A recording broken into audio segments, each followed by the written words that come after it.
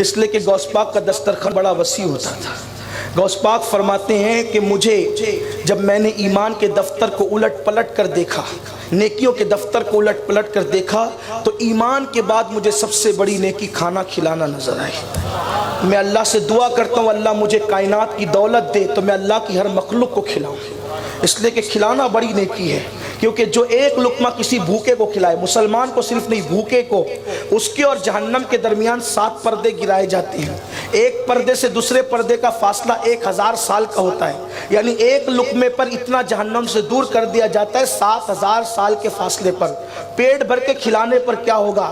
جو آج لوٹ مار کر کے کھا رہے ان کو پتہ نہیں ہے کہ کھانے کی فضیلت نہیں ہے، کھلانے کی فضیلت ہے، اس لیے کہ کھاؤ تو بدبو بنتا ہے، کھلاؤ تو جنت کا مزدہ ملتا ہے۔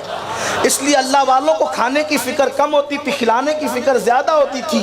اسی لیے آپ دیکھیں جس ولی کے آستانے پہ جائیں آپ کو لنگر ہی ملے گا، کھلانے کا معاملہ ملے گا۔ غوث پاک کے یہاں لنگر، غریب نواز کے یہاں لنگر، صابر پاک کے یہاں لنگر، اور میرے صابر نے تو یہ شان کی 12 سال بھوکے رہ کر دشمنوں کو کھلایا۔ اللہ اکبر!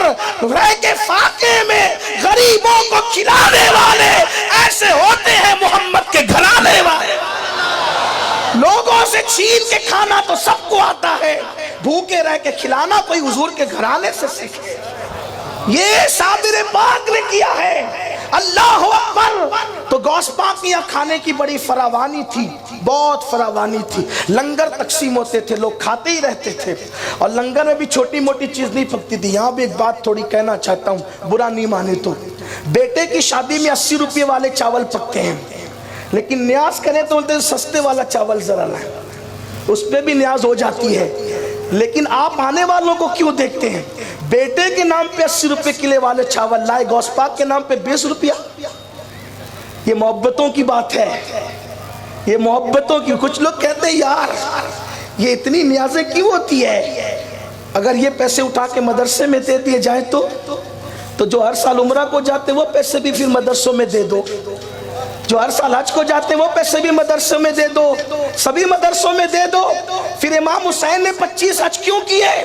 امام آدم نے 55 حج کیوں کیے؟ بات یہ ہے ساری چیزوں کی اپنی اپنی ایک شان ہے۔ کھلانے کے وقت کھلایا جائے گا، لٹانے کے وقت لٹایا جائے گا، عمرہ کے وقت عمرہ کیے جائیں گے، مدرسے میں دینے کے وقت مدرسے میں دیا جائے گا۔ ہم مدرسوں کے مخالف نہیں ہیں، ہم لوگ خود مدرسے چلاتے ہیں الحمدللہ۔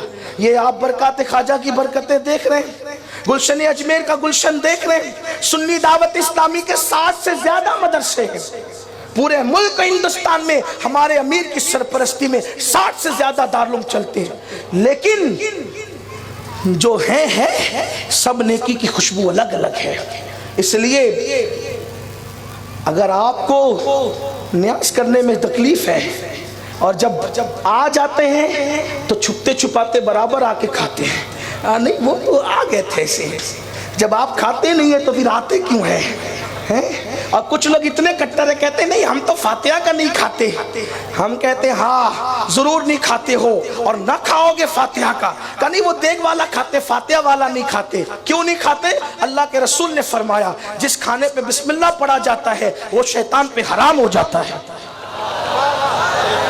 ارے ایک بسم اللہ پڑھی تو شیطان نہیں کھا سکتا، چاروں کل پڑھی۔